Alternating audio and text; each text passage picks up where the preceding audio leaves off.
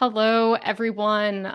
Thank you so much for sticking with us this late into the day. It is so much appreciated, and we really hope that you have been enjoying all of the presentations and talks so far. I am personally very excited to share this data about compensation and benefits in the community space. I think that this is really important information that really hasn't been very visible, and so I'm going to take you through a high-level look that's focused primarily on salaries for community professionals, but also taking a look at some of the most common benefits that are received in compensation packages. There's plenty of information that we got from this survey that I am not covering in here, so I will share specifics with you at the end that are actually over on our forum.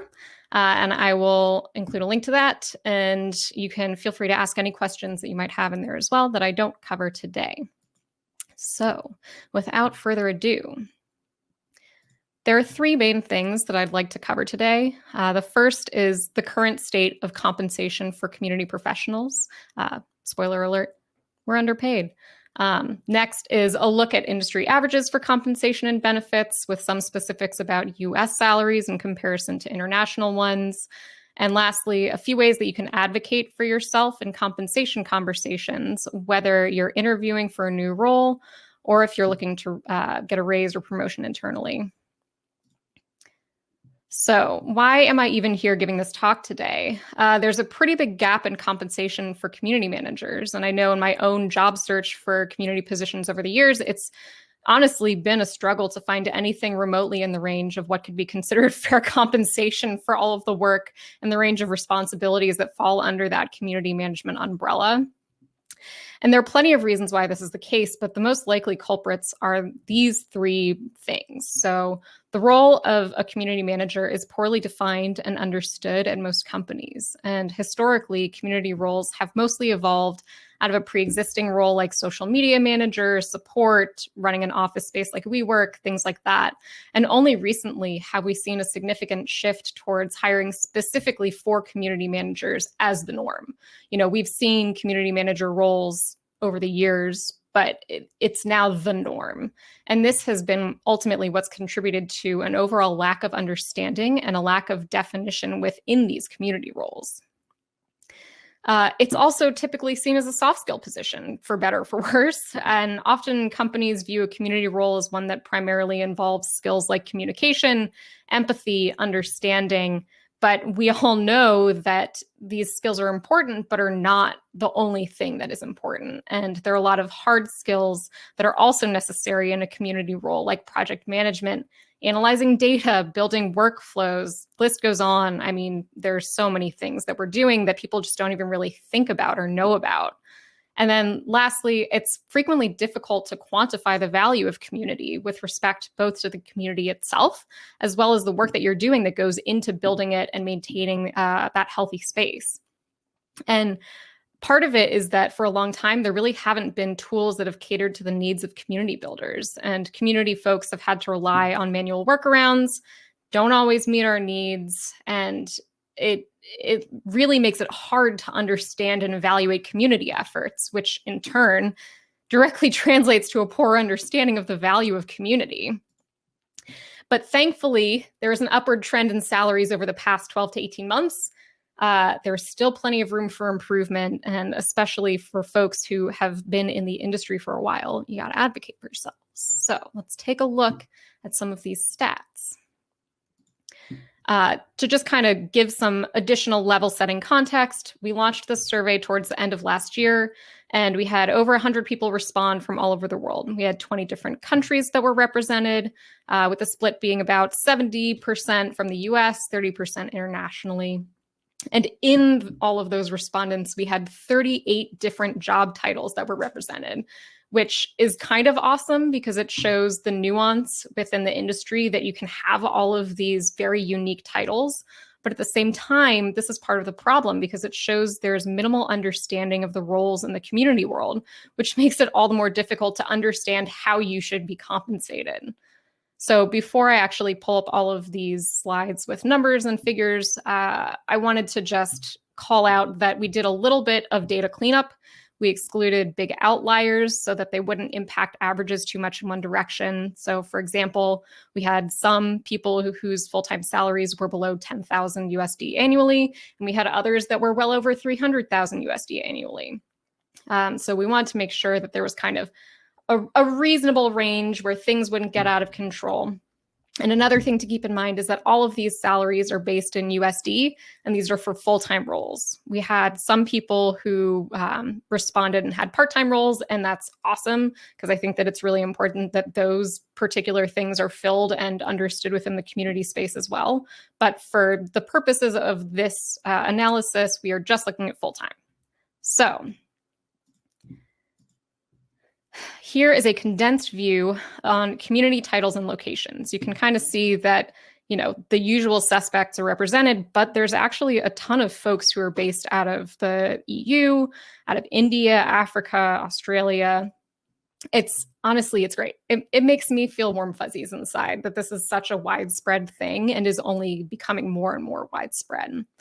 And so taking a look at these job titles, around 40% of the respondents had the title of just good old community manager. 21% had a very unique title, which ended up rolling up under our other category. I want to highlight some of those because I think they're really interesting. So the first one is community program manager. Another is Senior Manager of Community Operations. And one that is especially interesting, and hopefully you can kind of understand from some of the earlier talks today, is Senior Manager of Brand and Community. That brand and community could be so intrinsically linked that you actually roll that up under one role. And then last, if you look at the little green and the yellow here, those are both Senior Community Manager and Head of Community, and they each had 13% of the respondents responding with those titles. So on to what you have been waiting for. These are the global average salaries for community managers, senior community managers, and heads of community. All of these, again, are listed in US dollars, and these are all global averages. So again, there was light data cleanup done, but these are pretty standard. So one thing that I think is really important to keep in mind as you are looking at these numbers is that context is key. So whenever you are using this information for negotiations, your organization may just not have enough money to compensate you at a comparable rate. You can use this as a starting point to be paid more in line with what other hard skill coworkers are making, but you should just be using these as a reference point for understanding, like, hey, these are the typical ranges. Next, we're going to take a look at the specific breakdown between US and international community managers. And there's a big difference here. It honestly was kind of shocking when I was originally looking at these, but as I thought about it more and as I started doing more research, I think it makes sense. And part of this is a general difference in compensation between the US and internationally. I took a look at the most recent census data from the States, and the median household income is around $69,000 USD, whereas it's only $48,000 in Europe. And another part of this is that community management is still more widely known and understood in the United States as compared to international. And I think what this means is that it's really on us and other organizations to help support community builders and educate organizations around the world about the important role that community plays so that these salaries become closer. Because I think that, we all deserve to have equitable pay for all of the hard work and effort that we are putting in and the value that we're bringing to our organizations. Next, we're going to take a look at the salary based on years of experience. And these are averages based on years of industry experience and not job title. I think this is important to call out because it means that community managers, heads of community, directors, VPs, everyone is lumped together in this. But I thought it was important to take a look at the years of experience so that we have a fuller understanding. And the numbers may look a little weird, but bear with me. This is not poor math on my end. I think these actually make sense, and I'm going to dig into why. And honestly, I would love to hear any thoughts that you may have around why you think that there are these jumps and dips as well. So the jump from 1 to 2 years of experience may seem a lot, but I think it's fitting because you can have people who are just dipping their toes into community. They may have transitioned from another low-paying role or industry. And community has gained a ton of traction in the past year. So anyone in that 2 to 3 year range likely got a nice bump from that, especially if they got a new job. The dips between 3 years and 4 years, and then 7 and 8 years of experience feels off, because you would expect that the longer that you are in your industry, the more you get paid. But I think this makes sense too, because the most likely culprit is that you've been in the biz for so long that we're playing catch up to where present day salaries are. And so it becomes our responsibility to advocate for ourselves and get that raise. So use these numbers wisely. There was a wide range of additional benefits in addition to these 6 that I have highlighted here, but these were the most common. And it's interesting to see that approximately 70% of the respondents receive health insurance, because this lines up with the split between US and international community professionals. And I'm kicking myself because I should have looked in to see if it was actually the split between, anyone who was reporting in the US reported health insurance versus anyone not in the US didn't include it, but I didn't. So I'm going to do that after this, and I will post my findings in the comments on the forum post. And what I love to see is that people are getting parental leave and a surprising rise in home office stipends. I also am kicking myself for not digging into whether that was due to the pandemic and jobs transitioning to remote. We'll see how things go in our next survey. Stay tuned. The most frustrating thing to see about all of this was that only 68% of respondents indicated that they received paid time off. And my hope is that people just didn't think to include it as a benefit, because they should just inherently be getting time off as compensation. But the cynical part of me suspects it's because there's an expectation that community managers will always be on, and maybe they get it, but maybe they don't get it. And I'm hoping that when we do V2 of the survey, that percentage shifts higher. A couple fun benefits that I did want to highlight that maybe you can advocate for as well were a sabbatical every 5 years of employment, which sounds absolutely delightful. An annual discretionary fund, which makes me wonder what you can actually spend your discretionary fund on, like what is allowed and what is not.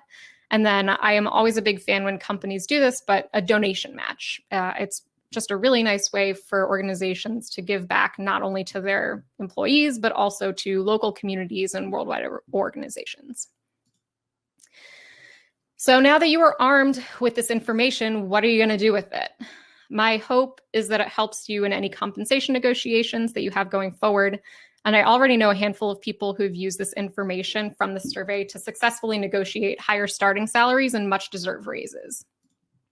So in addition to having some real numbers in your back pocket, one of the things that you can do is to start better defining and tracking how your community and the work that you do impacts other teams and revenue.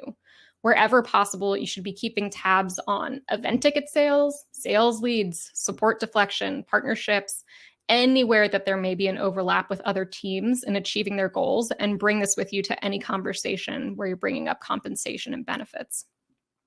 You should also be taking stock of everything for which you're responsible, because community managers, as you may know, accumulate a lot of varied responsibilities. And even if you like doing all of these things, because a lot of them are fun, but it's a lot of work, you're probably doing way more than should be expected of any one person, and you are probably not compensated fairly for the effort that you're putting in. So just as you did with tracking impact, make note of everything that you're responsible for and how it touches other teams at your organization. I really hope that this has been enlightening and helpful. And if you want to help contribute to even better and more specific data about compensation in the community industry, please consider filling out V2 of our survey. It is linked here in my slide deck, which I will also be sharing, but I will drop this in the chat as well. And we'll publish additional insights in the coming months.